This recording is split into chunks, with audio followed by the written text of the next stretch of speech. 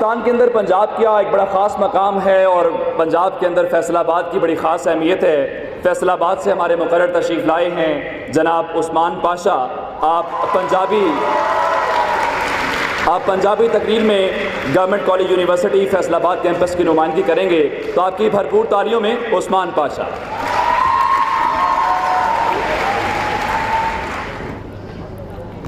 चौधरी जी,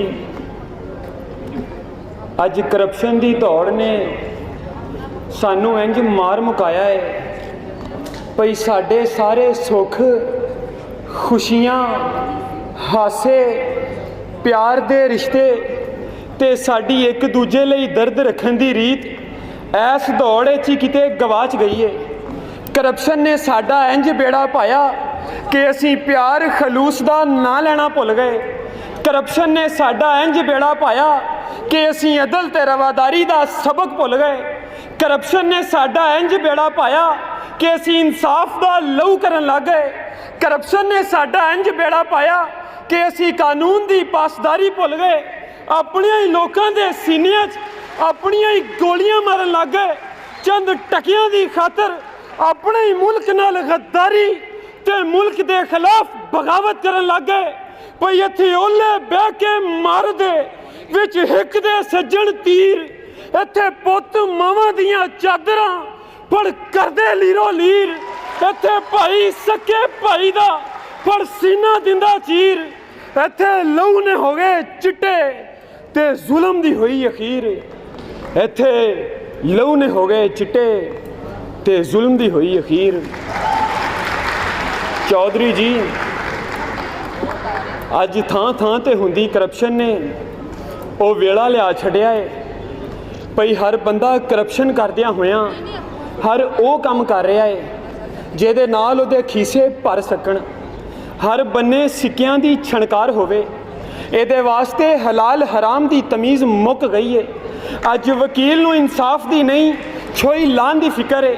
मुलाजम नूं कम दी नहीं तनख्वाह दी फिक्र है। अफसर नूं हलाल रोज़ी दी नहीं वड्डी दी फिक्र है। डॉक्टर नूं इलाज दी नहीं मरीज़ दी धौन ते पुठी छुरी धरन दी फिक्र है। गरीब नूं बालां दी पढ़ाई दी नहीं रोटी दी फिक्र है। कारोबारी नूं गाहक दी कुवत खरीद दी नहीं अपने बैंक बैलेंस दी फिक्र है। सूदखोर नूं मूल दी नहीं ब्याज दी फिक्र है। पढ़ियार नूं अपनी पढ़ाई दी नहीं मोबाइल दी फिक्र है। सवाणी नूं घरदारी दी नहीं फैशन दी फिक्र है। सरकारी मुलाजम नूं पहली तारीख दी फिक्र है। अमीर नूं आसाइशां खुश जान दी फिक्र है। धीआं वालियां नूं उन्हां दे वर लभण दी फिक्र है। हुकूमत नूं ओपोजिशन दी मुखालफत दी फिक्र है। हाज़र सरकार नूं चाकरी निभाउण दी फिक्र है। ए वर्दी वालियां नूं वर्दी लत जान दी फिक्र है। ते मुख दी गल ऐ भई आलमी गुंडियां नूं मुसलमानां दे खून दी नहीं अपने मफादात दी फिक्र है। भई मेरे देश दा जुस्सा लहू तो खाली हुंदा जांदा है। औरत भुख नाल मर गई मर्द सवाली हुंदा जांदा है। कादा एटम कादा चानण कादा दौर तरक्की दा वेला हट के 1947 हुंदा जांदा है। ते डिग्रियां आले धक्के खा खा मर जांदे फुटपाथां ते। अनपढ़ जाहल मेरे देश दा वाली हुंदा जांदा है। अनपढ़ जाहल मेरे देश दा वाली हुंदा जांदा है।